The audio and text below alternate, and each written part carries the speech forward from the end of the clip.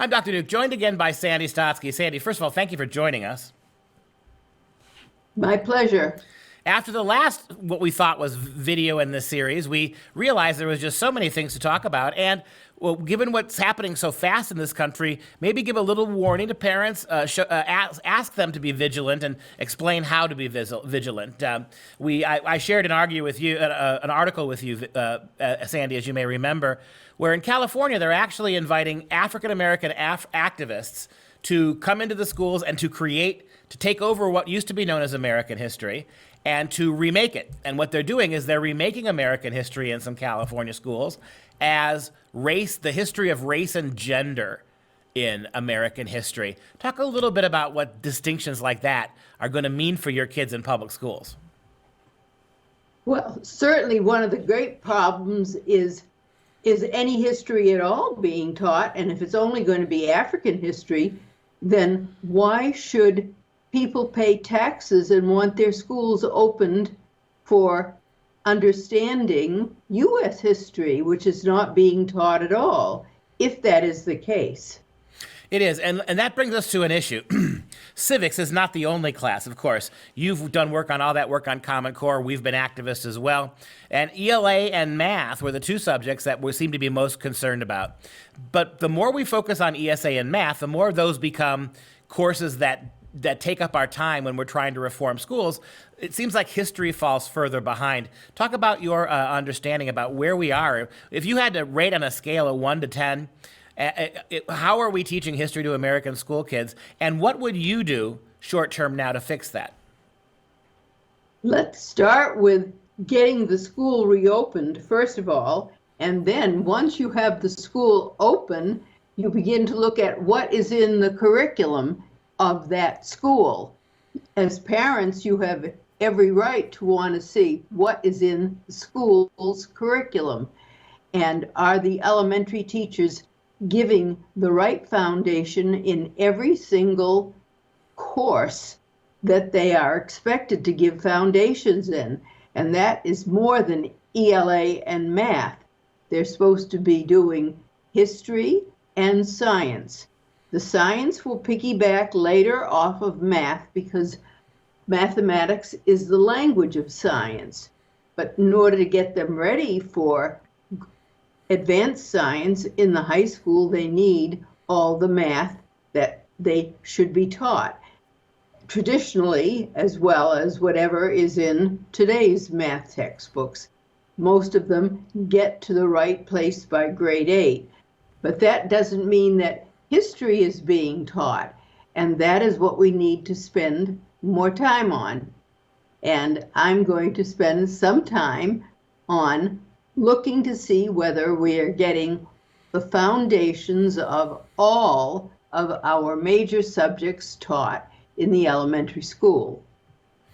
Now, we know that history is one that, if they teach it at all now, they've sort of revamped it in the ways that I've suggested. History now has become really more a class in critical race theory, right? It's not about the events, the people, the dates, the places. History now has become really a sociology class, which is looking at American history through very slanted lenses: race, class, gender, always with the overriding narrative that America is guilty, America must atone, America as founded and as its lived history has evolved over the last 250 years is unfair.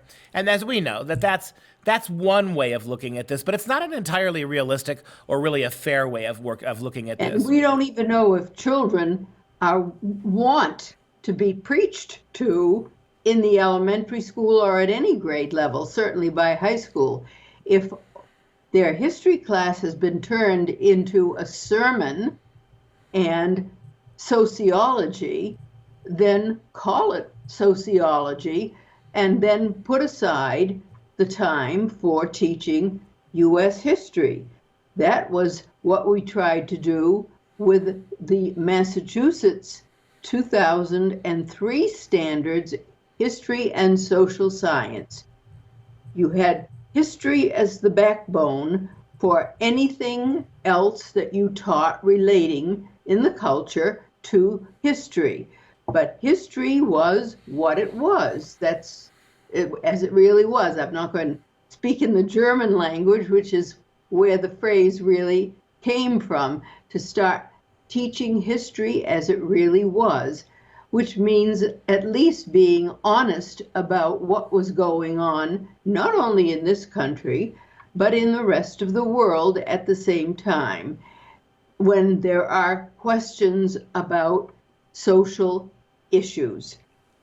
But it's not supposed to be a course in current affairs.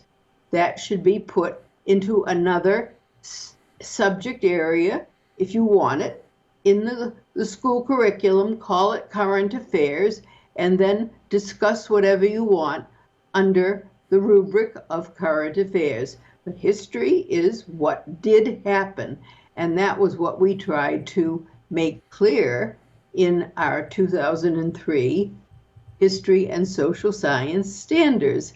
They were, of course, attacked terribly because they were honest standards.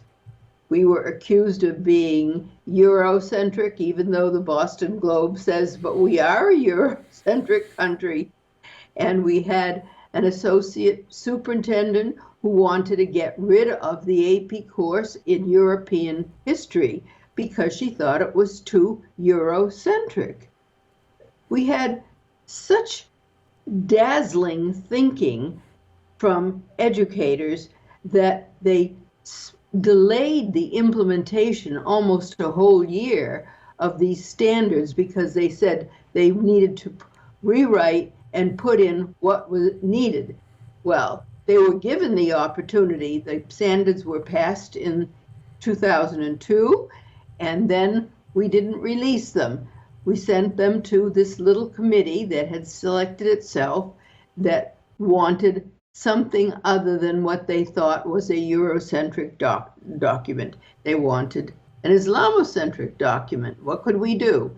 We let them play around, and then almost a year later, blow the whistle and say, time is up. We're going to release the Massachusetts History and Social Science standards as were approved by a state senator who had helped to shape all of the U.S. history standards at the high school level.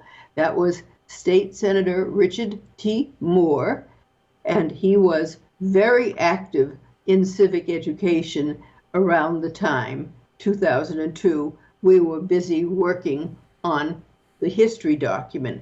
He arranged, with my help and my Commissioner of Education's help, David Driscoll, we arranged to have our staff writer in his office, and we chose 3 representative history teachers who worked with State Senator Richard T. Moore, a Democrat, who spoke to his colleagues. They knew what he was doing when he had these meetings in his office, and they put together the high school U.S. history standards. And so there was no problem with anyone in the legislature about what was coming out, and the standards were approved unanimously by the people on our board, which included Charles Baker of Swampscott, who now is the governor of Massachusetts, and in 2002 and 2003, the board included James Pizer, who was our Secretary of Education, as well as other names you may recall. Abby Thernstrom, who has passed away last year, she was also on the board approving the standards. And so we have a document that was approved by the very people who are in positions of power to make sure that that little subject, history, that is taught in the early grades as well as in the middle and particularly in the high school grades is available. And I have made the links available because I know where we tried to make sure that the documents links would be available if there were attempts, as there are even now, to get rid of real U.S. history or some version of Afrocentric history, which has been a sort of attempt since the 1960s. I've looked into it in terms of the research on it, and there isn't one version of Afrocentric history that has academically helped any minority children, especially blacks. They are still, unfortunately, at the bottom of the academic skyscraper. So Afrocentric history has been a failure all the way since the 1960s. What should they study? What should minority students study? Shouldn't they study what they're paying taxes for? Their public school. What do you think, Duke? No, I think you're exactly right. I think that this is when you hyphenate history now, when our kids who are just encountering the story of America in their middle school classrooms, and you hyphenate it, you make it racial, or you make it gender-based, or you make it sexuality-based, you are consciously fragmenting history into a very political way. There's no way it's not. It would be political if conservatives did it. If conservatives owned the public schools the way liberals currently did, and they renamed American history the history of the conservative movement, it would be every bit as a diminution as what the left is doing in the public schools now. And so we've got to get back to that. I wanted to ask you, too, this is really critical, Sandy. You talked really eloquently about history, but also explain to moms and dads why their kids need civics and what they can do, because clearly civics is being ignored in the public schools. Yes, that is very, and one of the major things is to make sure their school is not part of the PTA.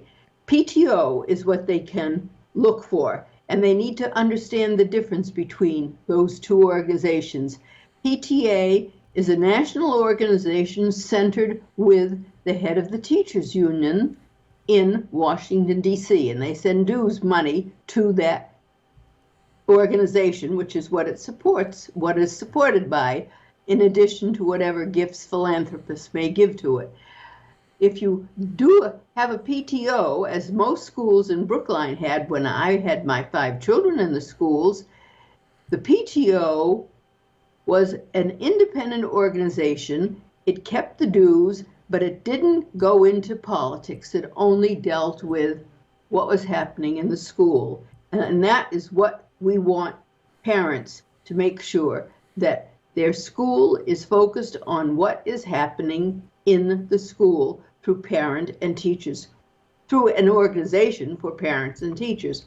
Once you've done that, then parents look into what is this curriculum that's being taught. And that's where you have to have some outside help for math. You get anyone who knows math or your local math college teaching faculty to look at it. You don't ask the people in your local schools of ed, because this isn't their expertise. They are supposedly experts on pedagogy, even though they haven't helped minority kids for 50 years to do better. Sandy Stotsky, thank you so much for your time today.